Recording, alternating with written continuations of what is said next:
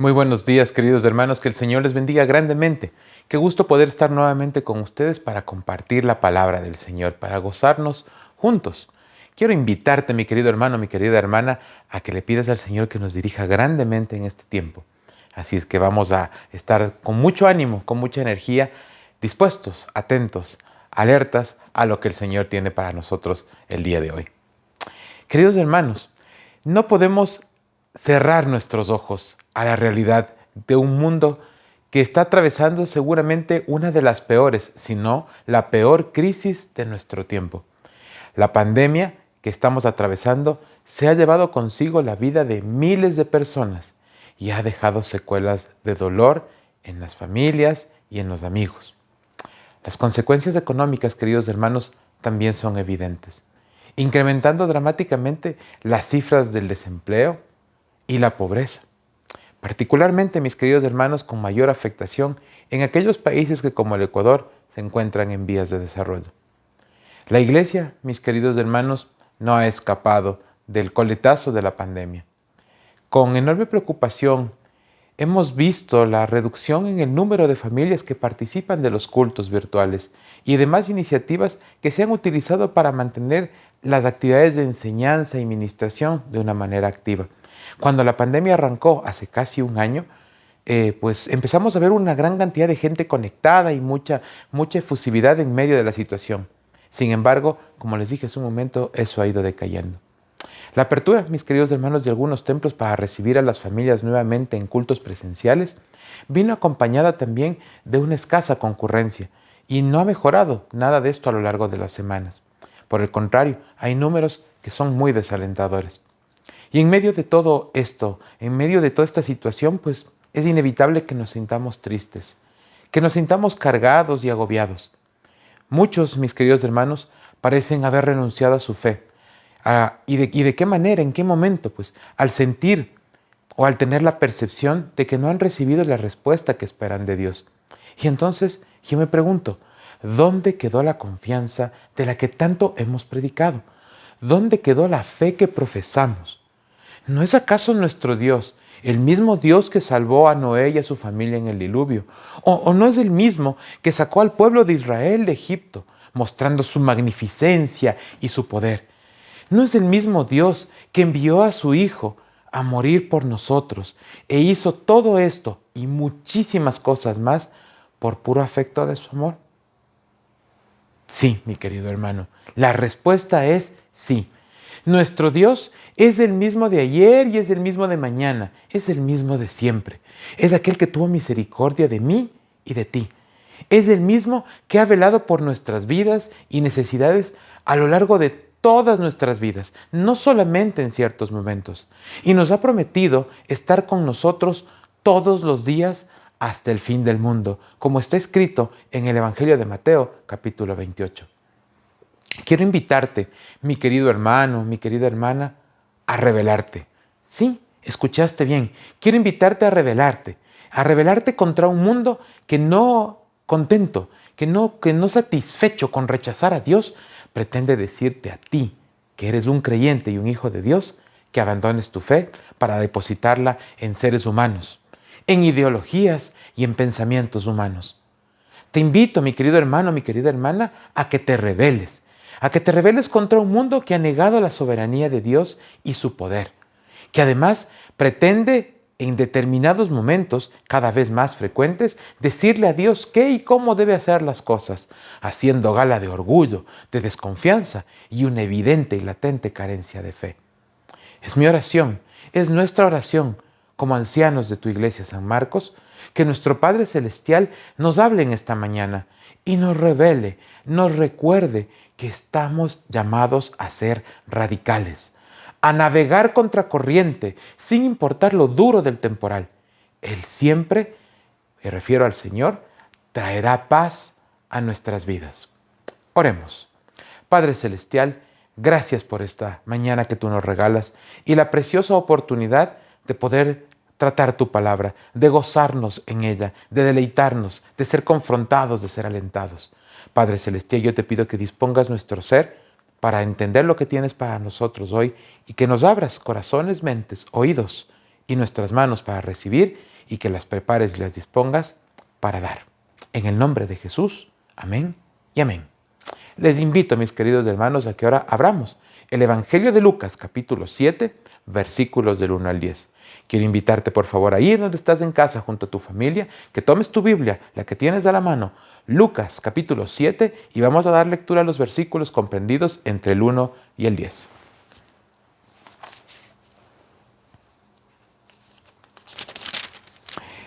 Versículo 1. Después que hubo terminado todas sus palabras al pueblo que le oía, entró en Capernaum. Y el siervo de un centurión, a quien éste quería mucho, estaba enfermo y a punto de morir.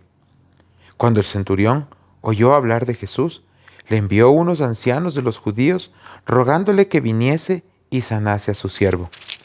Y ellos vinieron a Jesús y le rogaron con solicitud, diciéndole: es digno de que le concedas esto, porque ama a nuestra nación y nos edificó una sinagoga. Y Jesús fue con ellos. Pero cuando ya no estaban lejos de la casa, el centurión envió a él unos amigos diciéndole: Señor, no te molestes, pues no soy digno de que entres bajo mi techo, por lo que ni aún me tuve por digno de venir a ti, pero di la palabra, y mi siervo será sano. Porque también yo soy hombre puesto bajo autoridad, y tengo soldados bajo mis órdenes, y digo a este: ve y va, y al otro: ven y viene, y a mi siervo: haz esto, y lo hace. Al oír esto, Jesús se maravilló de él y volviéndose, dijo a la gente que le seguía: os digo que ni aun en Israel he hallado tanta fe. Y al regresar a casa, los que habían sido enviados hallaron sano al siervo que había estado enfermo. Amén.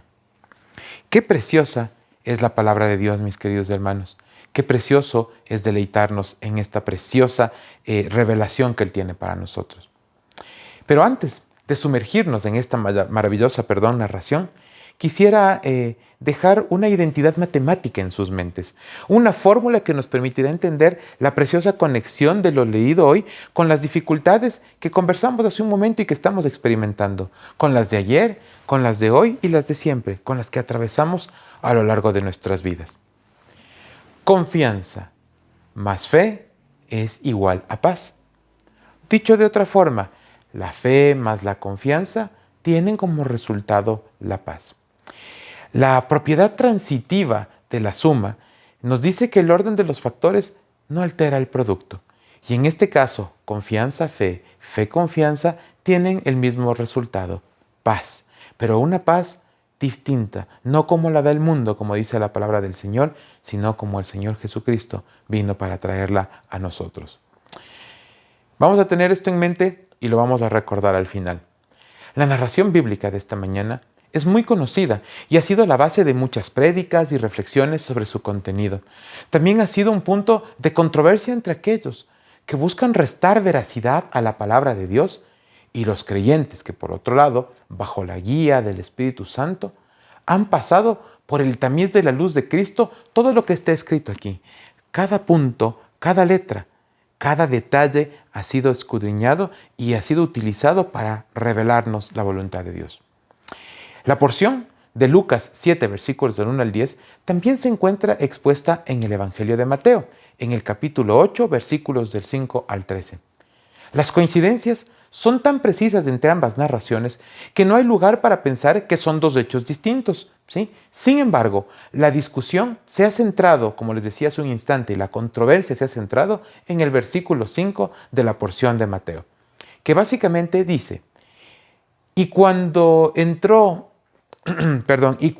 Jesús a Capernaum, se le acercó un centurión suplicándole. Como vimos hace un instante, esta parte no está narrada de la misma manera. Así es, hermanos, no está de esa manera. Pero la narración de Lucas, la narración de Lucas en realidad no menciona en ningún momento que el centurión, protagonista de la narración de Mateo, ¿sí?, y también de la de Lucas, se haya acercado personalmente a Jesús para interceder por su siervo enfermo. Tal detalle no ha sido contemplado en la porción que estamos leyendo el día de hoy. Al profundizar entonces, hermanos, en el contexto, los hechos que están narrados en él y fundamentalmente la narrativa, pues los estudiosos de la Biblia han concluido varias cosas con las que nosotros nos alineamos. Yo quisiera mencionar de manera puntual, tres. La primera, que los dos textos no se contraponen el uno con el otro. Así es, no se contraponen, sino por el contrario, se complementan. Es decir, aportan información adicional y nos permite tener una visión general, una visión global de la situación. Ya no solamente esto, sino algo así. Número 2, que el enfoque de Lucas se orientó más a perfilar, a exponer la naturaleza del centurión, por la condición que él tenía. ¿Qué condición era? La de ser un gentil. Él no era judío. Número 3, que el mensaje central de lo sucedido se mantiene nítido y resplandeciente. Es decir, que en ningún momento se entorpece, ni en forma ni en fondo. Es algo preciso. Vamos a escudriñar juntos esta preciosa narración, ahora sí sumergiéndonos en ella, y vamos a ver cómo se complementa todo esto y qué es lo que el Señor nos está mostrando a lo largo de esta porción bíblica. Vamos a dar lectura al versículo 1 del Evangelio de Lucas. Les pido por favor que igual me acompañen para continuar leyendo. Después que hubo terminado todas sus palabras al pueblo que le oía, entró en Capernaum. Jesús se encontraba en las cercanías de Capernaum, no directamente en la ciudad, ¿sí? Pero este Capernaum tenía varias características que no podemos dejar de mencionar y que nos van a ayudar a entender mejor la porción bíblica. La ciudad era el centro de operaciones del ministerio del Señor Jesucristo. Buena parte de sus actividades, narradas en los 4 evangelios, se desarrollaron en esta localidad. Es más, varios de sus discípulos eran oriundos de ahí y sus familias vivían en el lugar, por lo que la logística se facilitaba notoriamente. Se trataba de una ciudad pesquera ubicada a orillas del mar de Galilea, en donde también se nos cuenta del Hijo de Dios, en donde nos hablan de las cosas que el Hijo de Dios había mostrado. ¿Qué mostró? Su soberanía, su poder, no solamente sobre las circunstancias o las personas, sino incluso sobre la naturaleza. En esta ciudad, Jesús obró milagros fantásticos que se encuentran recogidos en toda la narración bíblica. Quisiera mencionar algunos para refrescar tu memoria. Él curó a un hombre poseído por demonios. Además, sanó a la suegra de Pedro. Recuerden que vivía allí, además era muy probable que Jesús estuvo muchas veces hospedándose en la casa de Pedro. Además, sanó a un paralítico. Y por supuesto, mis queridos hermanos, obró el milagro de la sanidad en el siervo del centurión, que es lo que estamos estudiando en esta mañana. Los estudiosos, mis queridos hermanos, la gente que ha estado profundizando en la narración bíblica, con sobra de razones, ha concluido que Capernaum fue la ciudad del Señor. La entendemos así en el mundo cristiano y es muy común que nosotros incluso la mencionemos en nuestro argot. La narración arranca ubicándonos justamente ahí. Y en ese momento, pues, se nos dice además que Jesús terminaba de enseñar a una multitud de personas, ¿sí? Por eso entendemos que eran muchos porque se llamaba al pueblo, ¿no es cierto? La palabra utilizada es al pueblo, eran muchos. Los mensajes de Jesús eran extensos, por lo que seguramente todo tuvo lugar durante varias horas y este momento del tiempo en donde tiene lugar la narración bíblica estaba ocurriendo en horas de la tarde. Perfecto, con ese preámbulo vamos al versículo número 2. Y el siervo de un centurión, a quien éste quería mucho, estaba enfermo y a punto de morir. Los centuriones, mis queridos hermanos, eran personas de confianza de las autoridades y además tenían un cierto nivel jerárquico militar, pues tenían a su cargo hasta una centena de hombres. Siempre hemos creído que siempre eran 100, no necesariamente, podía ser un número que iba entre 50 y 100 en realidad, pero la mayoría de ellos estaban siempre cerca de los números más altos.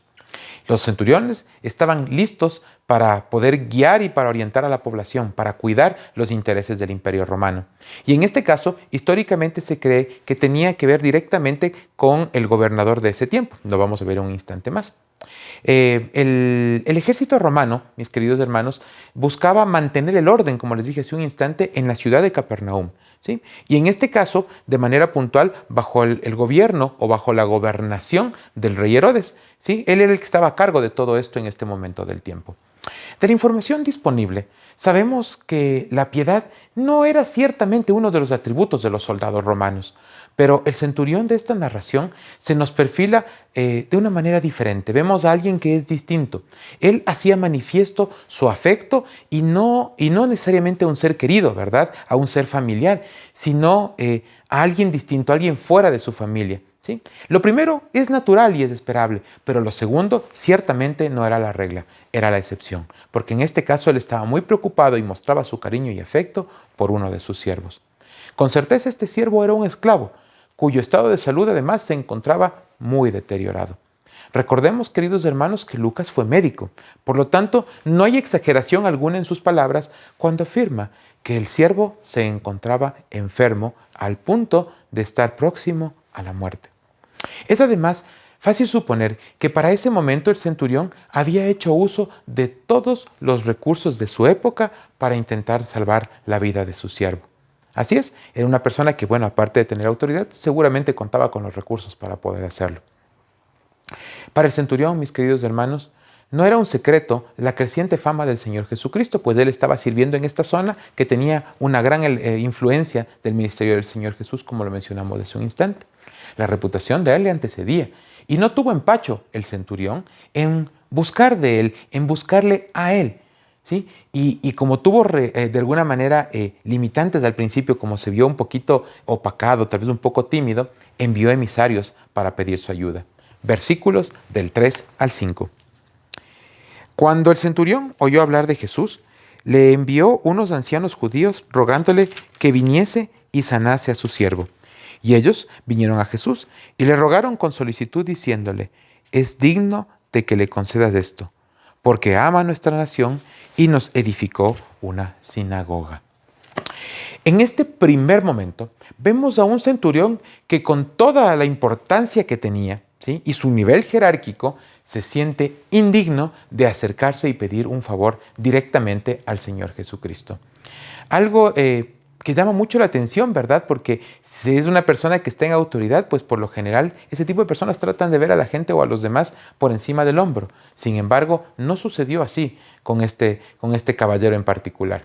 Este centurión, que sin ser judío ni conocer de las profecías mesiánicas, fue evidentemente ministrado por el poder de Dios para reconocer con humildad la condición que él tenía, sobre todo cuando se comparaba con alguien como el Señor Jesucristo, con el Señor, con el Rey de Reyes y Señor de Señores. Debido a su cercanía con el pueblo judío, trató de acercarse por medio de un grupo de ancianos, es decir, de gente de edad, ¿sí?, que era representativa de la comunidad, cuya empatía o antipatía para con el Señor se desconocen en realidad. No sabemos cómo recibían al Señor Jesucristo, pero que tampoco tuvieron reparo en interceder ante el Señor Jesucristo por el centurión. Y se acercaron a Jesús en medio de todas las personas que le rodeaban. Como les dijimos de su momento, seguramente había muchísimas personas porque justamente terminaba un acto público para poder pedir este favor. Recordemos, mis queridos hermanos, que para el pueblo judío los gentiles eran cualquier cosa menos dignos. Sin embargo, es justamente esa la palabra que utilizan para hablar del centurión. Este es un detalle que no puede escapar de nuestra atención. La relación entre el centurión y los judíos se plasmó en obras. La construcción de una sinagoga y seguramente muchos otros temas llevaron al pueblo judío a afirmar enfáticamente que él amaba a la nación. Esto se contrapone con la visión general de los judíos respecto a los romanos, que, como ustedes recordarán, llegó a tal punto de animadversión que nacieron grupos subversivos como el de los celotes, cuya razón de ser, cuyo origen y cuyo objetivo era la búsqueda de la libertad por la vía de la fuerza, por la vía armada. Si bien no es explícito, sí es tácito, queridos hermanos, y evidente, que el Señor Jesús dio oídos a la petición de los ancianos judíos. De ahí que se recoge en la narración bíblica y se expone en detalle la conversación que hubo y cómo el Señor Jesucristo, sin poner reparo, decidió ir a donde se encontraba el siervo del centurión. Avancemos un poco más, versículos 6 y 7. Y Jesús fue con ellos, pero cuando ya no estaban lejos de la casa, el centurión envió a él unos amigos diciéndole, Señor, no te molestes, pues no soy digno de que entres bajo mi techo, por lo que ni aún me tuve por digno de venir a ti, pero di la palabra y mi siervo será sano. Qué interesante, ¿verdad? Cómo el Señor Jesucristo expone todas estas cosas que nos dejan simplemente maravillados, ¿verdad? Cómo la narración bíblica expone al Señor Jesucristo así y cómo vemos de estas palabras que además viniendo de un gentil que, como les dije hace un instante, desconocía muchas cosas incluso de la fe judía, pues realmente estaba manifestando la obra del Espíritu en su vida. Y es aquí, mis queridos hermanos, donde las narraciones de Mateo 8 y del Evangelio de Lucas se complementan. Mateo capítulo 8, versículo 5, les recuerdo. Y cuando entró Jesús en Capernaum, se le acercó un centurión suplicándole. Ok, el centurión, llegó a tal punto de desesperación ante la situación de salud que estaba viviendo su siervo, ante la preocupación que estaba experimentando, que simplemente no pudo esperar más por el resultado de la gestión y que había pedido y el favor que había solicitado a los ancianos judíos. Y se dirigió personalmente al encuentro del Señor y acto seguido hizo su petición, pero con un matiz muy llamativo. Lo hizo con una actitud de súplica. Queridos hermanos, uno no suplica a alguien que no tiene los medios para poder hacer algo. Solo lo hace ante quien tiene la capacidad de poder resolver una determinada situación. Y además le suplica a alguien que por alguna razón o circunstancia percibe como superior. Y en este caso era claro para el centurión que el Señor Jesucristo estaba en otra liga, ¿verdad? ¿Sí? ¿Cuántos de nosotros, mis queridos hermanos, no hemos sentido niveles de desesperación tales que nos llevan a las lágrimas, al clamor, desde lo más profundo de nuestro ser, pidiendo a Dios su intervención divina, pidiendo que nos ayude y nos dé fortaleza para afrontar los difíciles momentos que nuestras vidas tienen? Quizá, mis queridos hermanos, lo hemos sentido en diferentes ocasiones y se sienten identificados con todo esto. Pero también se van a sentir identificados a lo largo de la pandemia, de los últimos 12 meses, con varios momentos de esa naturaleza. Quizá nos sentimos identificados con aquel centurión que no se sentía digno de acercarse al Señor, pero que finalmente llegamos, como él, a los pies del Señor, buscando su presencia en nuestras vidas. Pero yo me pregunto, ¿cuán difícil se nos hace reconocer nuestra condición? ¿Cuán difícil es entender lo que realmente somos, queridos hermanos? Permanentemente pensamos en nosotros mismos mucho más de lo debido. Nos vemos o nos sentimos merecedores de bendiciones. Ingenuamente, mis queridos hermanos, hasta caemos en el engaño de pensar que somos capaces de hacer declaraciones y decretos que moverán la mano de Dios a favor de nuestros deseos e intereses. Y entonces, queridos hermanos, pensamos que por ser cristianos, el Señor tiene la obligación de hacer nuestra voluntad. Y en lugar de llegar a la súplica, nos quedamos en la exigencia. No te sientas mal, querido hermano, no te sientas mal, querida hermana. A mí me ha pasado igual. Para nosotros, Dios Padre nos ha puesto por ejemplo de vida, como norte, como modelo a seguir, la vida del Señor Jesucristo, su obra. Y además todo ese testimonio que canta a voces, que canta a gritos, de cómo el Señor nos ha llamado a vivir, de cuál es el modelo que tenemos que seguir. Vamos a aterrizar esto en los versículos 7 y 8 de manera puntual. Vamos a volver nuevamente a leer el 7 y vamos a ver qué nos dice el 8 para conectar los dos. Por lo que ni aún tuve por digno de venir a ti, o me tuve por digno de venir a ti, dice la palabra, pero di la palabra y mi siervo será sano. Porque también yo soy hombre puesto bajo autoridad, y tengo soldados bajo mis órdenes, y digo a este ve y va, y al otro ven y viene, y a mi siervo haz esto, y él lo hace. El centurión, queridos hermanos, muestra la consistencia de sus palabras con sus actos. Así es, expone su condición, no como algo a lo que él se aferra ni algo que quiere ostentar. Él no le llega ante el Señor Jesucristo a decirle, mira, yo tengo a 100 a mi cargo, ¿a cuántos tienes tú? Esa no es la actitud. Él narra y lo dice, sí, yo tengo gente a mi cargo, y lo hace, ¿sí? Pero es la misma actitud que tuvo al principio cuando llegó ante él y lo que vimos en Mateo 8:5, con actitud de súplica. Así es, mis queridos hermanos, no se aferró, sino más bien reconoció la autoridad de Dios, ¿sí? Reconoció que esa autoridad es plena sobre todo, absolutamente sobre todo, y que la posibilidad de restauración de la salud de su siervo no era la excepción. Dios, y de manera particular el Señor Jesucristo, en su calidad de Hijo de Dios, del Mesías Redentor, tenía la capacidad de poder resolver esto. No conocemos la historia del centurión en detalle, pero la obra de Dios en su corazón es definitivamente innegable. El ejercicio, la confianza que el Señor está haciendo, el ejercicio de la confianza en Dios, de una manera verdadera, acompañada de una fe a todas luces inobjetable. Eso es lo que nosotros vemos en la vida de este siervo. Él sabía que la presencia física del Señor no era una condición imprescindible para ver un milagro en la vida de su siervo. No era una condición imprescindible para recibir respuesta por su súplica. ¿En cuántas ocasiones, queridos hermanos, hemos visto la mano de Dios obrando, aunque no lo vemos a Él? Hay una preciosa adoración que cantamos muchas veces y que nos recuerda que aunque no podamos ver, Él, nuestro Dios, el único y sabio Dios, está obrando.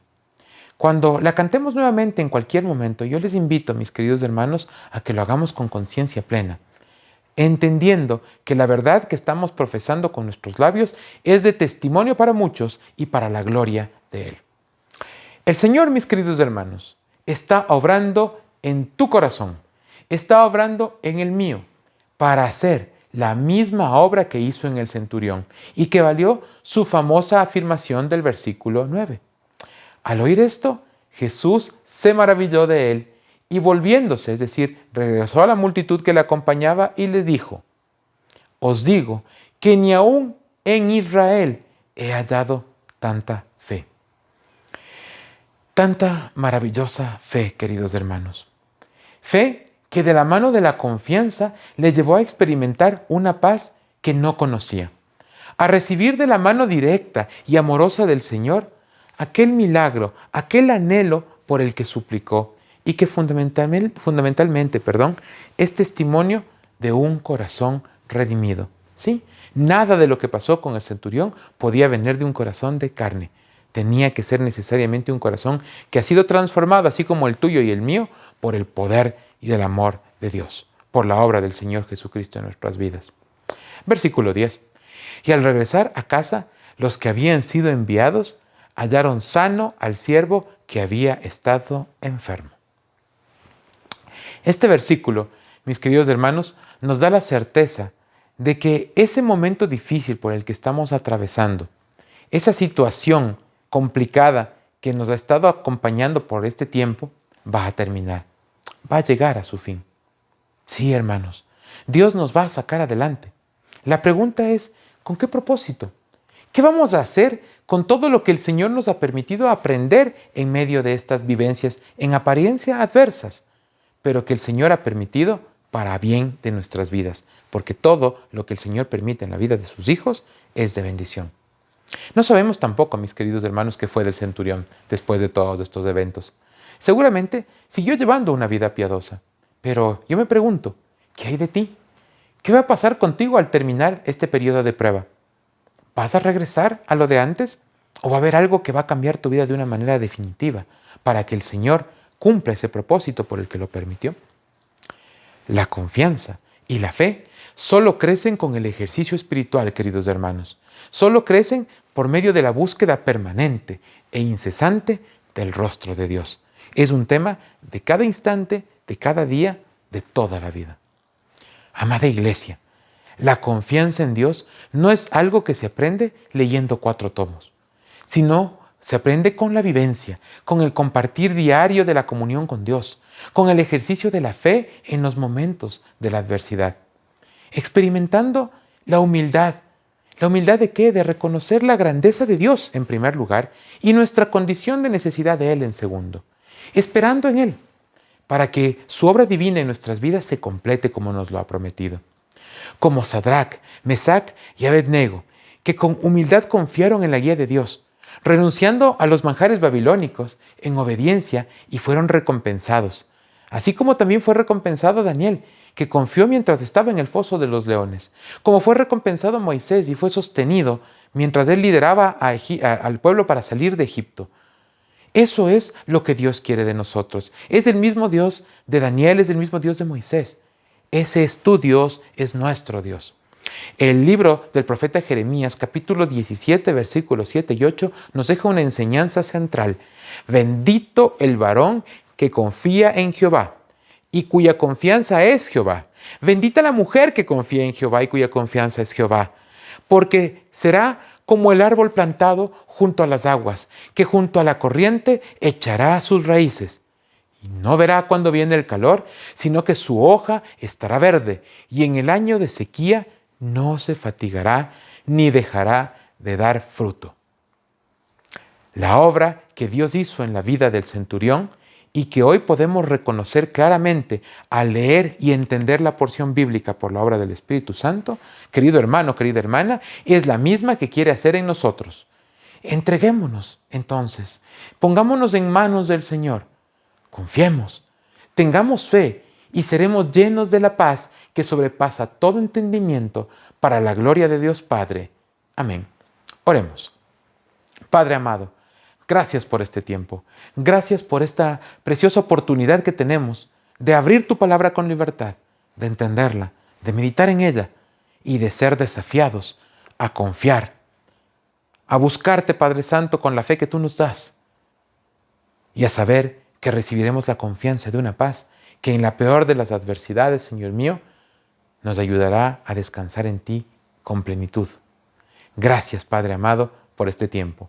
En Cristo Jesús oramos. Amén y amén.